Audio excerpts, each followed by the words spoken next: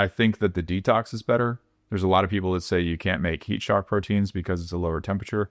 I don't find that to be the case because traditional dry electric, you have wood burning, you have steam. There's a bunch of different variations. There's 4 main types. So I like the infrared, but there's 2 camps on how the home saunas work. It's 2 mechanisms of heat delivery. So a traditional sauna, whether it's wood burning, dry electric, steam, Finnish hot rock, it doesn't matter what it is. It's working off the it's in one camp where it's working off the principle of heating the air. So all it's doing is heating the air inside the cabin, and that in turn increases your core temperature. It increases your respiratory rate, your breathing, all that kind of stuff. The other camp is anything that works off of an infrared principle, which is low air temperature, direct heat to the body, exciting the body from within. So you're heating from the inside out instead of the outside in. So it's a different mechanism of heat delivery. I gravitate towards the infrared for a bunch of different reasons. I think that the detox is better. There's a lot of people that say you can't make heat shock proteins because it's a lower temperature.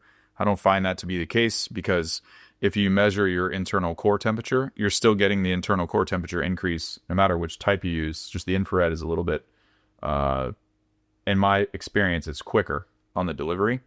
And then you can also usually stay in longer because you're not breathing superheated air. Is there a benefit to breathing superheated air for the lungs and stuff like that? Maybe. Is it scientifically proven either way, one way or the other? No. The major metric is, are you increasing core temperature? How quickly can you do that? And how long can that sustain?